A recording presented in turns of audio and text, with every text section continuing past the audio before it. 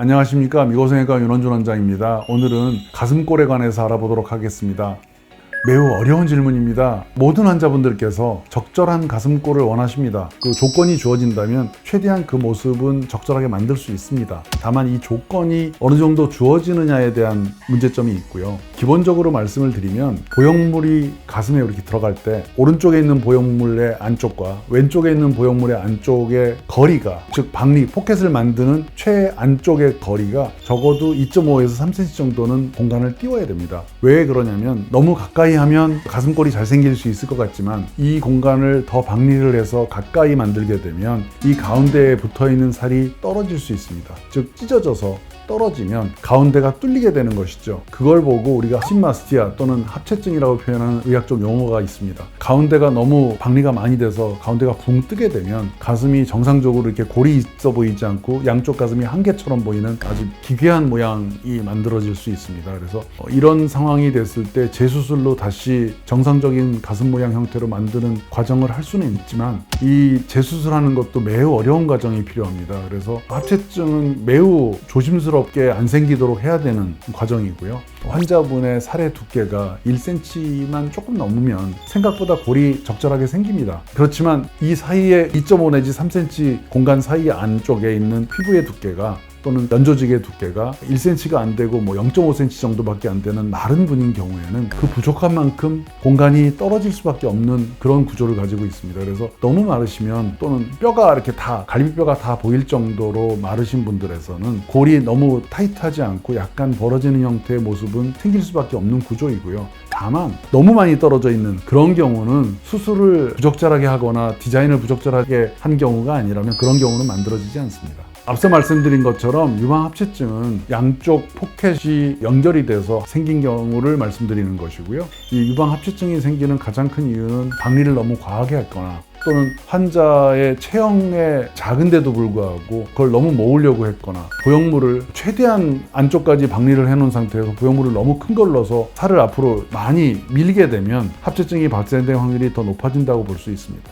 가슴을 구성하고 있는 뼈 모양이 가슴뼈가 있고요. 양쪽에 갈비뼈가 있게 되는데 이 뼈 모양이 안쪽으로 들어가 있는 거를 오목가슴 또는 앞으로 나와 있는 경우를 볼록가슴 또는 새가슴 이렇게 표현합니다. 새가슴인 경우에는 양쪽 포켓의 거리를 2.5cm 내지 3cm를 띄우더라도 생각보다 뼈가 앞으로 밀고 있기 때문에 앞에서 보는 피부 쪽에서 보는 거리가 훨씬 더 멀어져 보입니다. 그래서 생각보다 조금 더 골이 더 멀리 있는 것처럼 그렇게 놓여질 수 있고요. 거꾸로 오목가슴인 경우에는 뼈의 모양이 안쪽으로 들어가 있기 때문에 같은 거리를 디자인하더라도 생각보다 피부 쪽에서 봤을 때는 가까워진 모습으로 보일 수 있고요. 그 다음에 우리가 누워서 자건 활동을 할 때 보형물이 중력에 따라서 더 낮은 쪽으로 움직일 수 있기 때문에 시간이 지나면서 아무는 과정에서 보형물이 조금 더 내측으로 이동할 수 있습니다. 그래서 오목가슴이 있는 경우와 볼록가슴이 있는 경우에 공간의 거리 디자인이 다르게 디자인되어야 됩니다. 그래서 이 부분에 대해서는 수술하시는 의사 선생님들마다 각자의 노하우를 가지고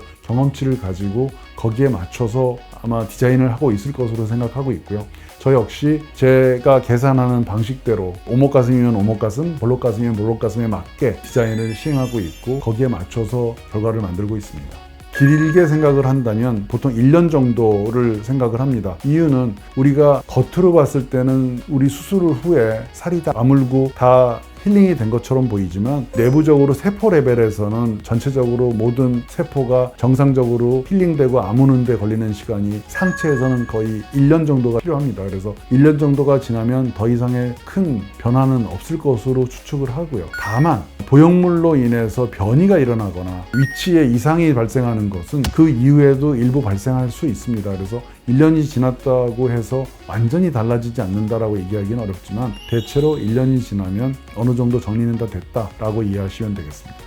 물론 합체증, 심마스티아를 재수술할 수 있습니다. 그렇게 많이 어렵지는 않고요. 다만 이거를 어떻게 디자인하느냐에 따라서 많은 차이가 있을 수 있고요. 단순히 안내를 봉합하는 방법만으로는 교정이 재발 가능성이 꽤 있습니다. 그래서 뼈 모양의 상태와 뚫린 정도 그리고 피부의 탄력 정도에 따라서 조금씩 다른 상황을 적용해야 되는 것이고요. 가장 흔히 할 수 있는 게 레벨을 바꾼다든지 또는 안쪽을 봉합한다든지 또는 옆쪽을 또 충분히 트고 안쪽을 봉합한다든지 이런 여러 가지 가지 방법들을 적용하는데 충분히 가능하고요. 결과도 생각보다 잘 만들 수 있습니다. 다만 이것을 어떤 과정으로 할지에 대한 판단은 수술하시는 의사 선생님께서 각자의 노하우를 가지고 판단해서 결정하는 것으로 생각하시면 되겠습니다. 환자분들께서 저와 상담을 하러 오셨을 때 가슴골을 매우 중요하게 생각하고 집착하시는 경우도 흔히 봅니다. 다만 그 모양을 원하시더라도 본인이 조건이 조금 덜 된다든지 그럴 때는 그 문제에 대해서 충분히 이해하시고 접근하실 필요가 있다고 생각하겠습니다. 대부분의 경우에서는 충분히 어느 정도의 가슴골은 만들어진다고 알고 계셔도 괜찮습니다.